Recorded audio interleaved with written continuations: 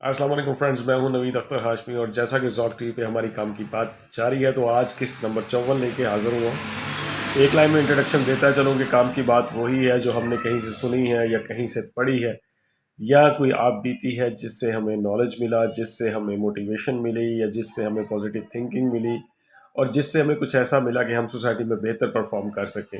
तो आज की काम की बात जौन सी है ये बेसिकली एक मोटिवेशनल है बहुत ज़्यादा। तो बात शुरू करते हैं, उसके बाद एनालिसिस करेंगे कि एक दफ़ा का जिक्र है कि एक शेरनी ने एक बच्चे को जन्म दिया जंगल में।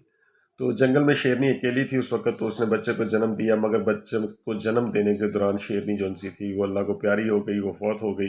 जैसे हो जाता है ऐसे कि बच्चों को जन्म देते कई जानवर फौत हो जाते हैं या ताकि इंसान भी जौन सी है, कोई औरतें फौत हो जाती हैं तो वो फौत हो गई। शेरनी का बच्चा कुछ देर शेरनी के पास बैठा रहा कि उसकी माँ उठेगी और उसे दूध पिलाएगी, मगर उसकी माँ तो फौत हो चुकी थी। आखिर शेरनी का बच्चा वहाँ से उठा और इधर उधर चलना फिरना शुरू हो गया। निकलता निकलता निकलता दूर निकलता गया, दूर निकलता गया, दूर निकलता गया। तो आगे देखा उसने कुछ भेड़ों का एक वॉल जा रहा था। उसने देखा कि ये पहली दफ़ा उसने देखा कि ये कोई जानवर है। वो भी जब अपने वो भी जानवर था तो उसको भी भेड़ के बच्चों के साथ शामिल हो गया। तो भेड़ों में जाता जाता भेड़ के बच्चों के साथ खेलना शुरू कर दिया उसने। तो भेड़ों ने भी देखा कि ये छोटा सा बच्चा, इससे हमें कोई नुकसान नहीं होगा, शेर का बच्चा ही है बेशक। उन्होंने भी उसके साथ खेलना शुरू कर दिया। इस तरह वो इस गौल में पलना शुरू हो गया और वो भेड़ का भी दूध पीने लगा और इसी तरह भेड़ की तरह घास फूस खाने लगा। इस तरह चलते चलते उम्र गुजरती गई, वक्त गुजरता गया। भेड़ों को बिल्कुल भी उससे डर नहीं लगता था, हालांकि वो जवान हो रहा था और उसका कद भी बड़ा हो गया था, मगर वो उनके साथ साथ रहता था। उसको बिल्कुल भी नहीं पता था कि वो एक शेर है, वो एक भेड़ नहीं है। तो इस तरह वक्त गुजरता गया। एक दफ़ा क्या हुआ कि एक असल शेर जो सा भेड़ों का झुंड कहीं जा रहा था, तो एक असल शेर ने उन पे हमला कर दिया।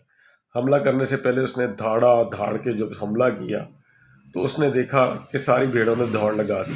भेड़ें आगे आगे दौड़ती जा रही थी और शेर उनके पीछे दौड़ रहा था।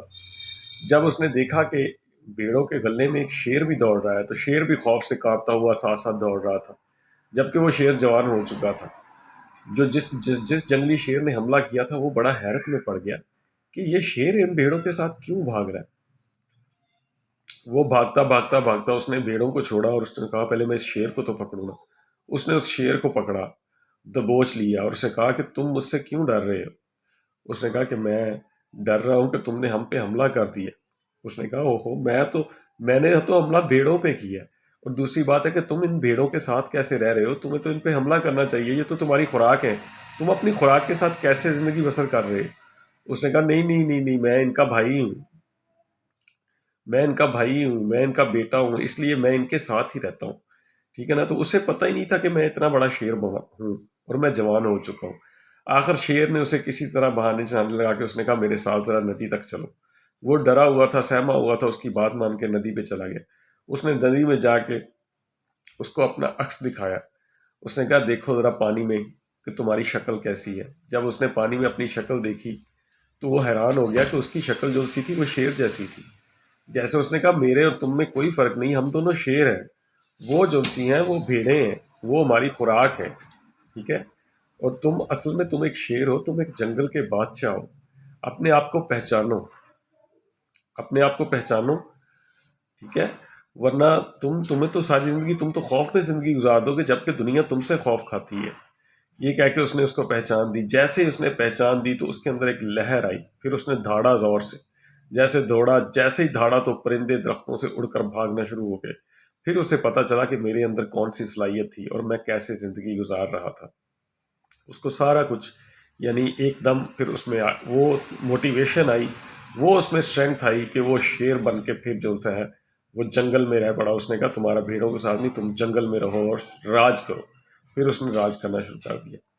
मेरे दोस्तों, ये तो कहानी एक छोटी सी मोटिवेशनल है, मगर इसका एनालिसिस जब करेंगे तो ज़्यादा बात क्लियर हो जाएगी। असल बात ये है कि जिस कंपनी में आप रहते हैं ना, आप वैसे ही हो जाते हैं। ठीक है। अगर आप डरपोक लोगों में रहेंगे आप डरपोक हो जाएंगे, अगर आप दलेर लोगों में रहेंगे आप दलेर हो जाएंगे। दलेर का मकसद ये नहीं है कि दलेर को दहशत गर्द है, अल्लाह माफ़ी करे, या दलेर को जुल्म करने वाला, वो दलेर नहीं होता। दलेर बंदा वो होता है जो عقل و دانش بھی ساتھ رکھتا ہو، ٹھیک ہے نا، دلیری کے ساتھ عقل کی ضرورت ہے۔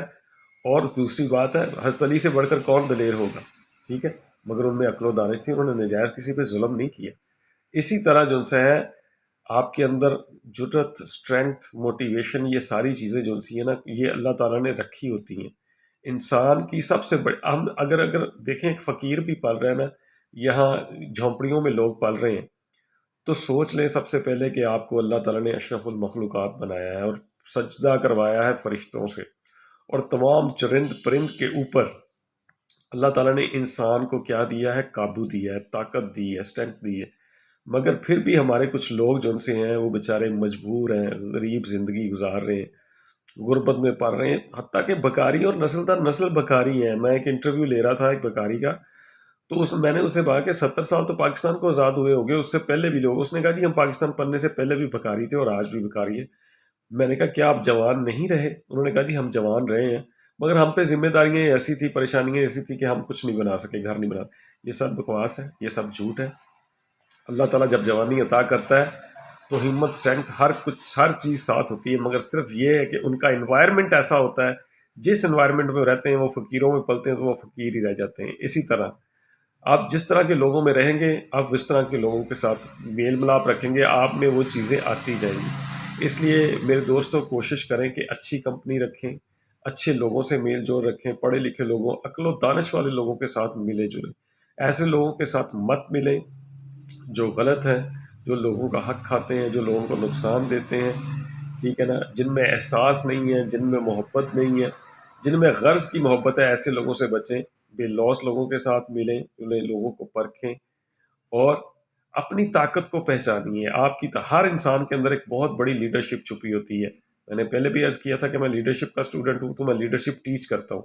ہر انسان کے اندر لیڈرشپ ہے، کیونکہ اللہ تعالیٰ نے ہمارے ساتھ ٹائٹل لگا دیا اشرف المخلوقات، پوری دنیا کی مخلوقات کا لیڈر ہے، ان سب سے زیادہ بہتر اور ان سب سے زیادہ اشرف ہے۔ تو اس لیے آپ اشرف المخلوقات جس دن آپ کے اندر تصور آ گیا تو پھر یقین کریں آپ لوگوں کے سامنے ہاتھ نہیں پھیلائیں گے، بلکہ لوگوں کو دینے والے بن جائیں گے، اور محنت کرنے کا جذبہ آپ کے اندر پیدا ہو جائے گا۔ میرے دوستو، آج کی ویڈیو مجھے امید ہے آپ کو پسند آئی ہوگی۔ پھر کہ بتاتا چلوں کہ کام کی بات جو سی ہے، یہ اسٹوڈنٹس کو ریکمینڈ کیجئے، یہ اپنے کولیگز کو ریکمینڈ کیجئے، چاہے آپ بزنس میں کہاں بھی ہیں، ان ویڈیوز کو ضرور، یہ پوری سیریل ہے، ذوق ٹی وی پہ سیریل ہے، اور پوری سیریل کو آپ دیکھیں گے جب، تو آپ کو ہر کام کی بات میں، ہر سیریل میں ایک ایسا واقعہ ملے گا جو آپ کی زندگی کو چینج کرنے میں بڑا اہم کام کرے گا۔ یہاں سے نوید اختر ہاشمی کو اجازت دیجیے، بہت بہت شکریہ، اللہ حافظ۔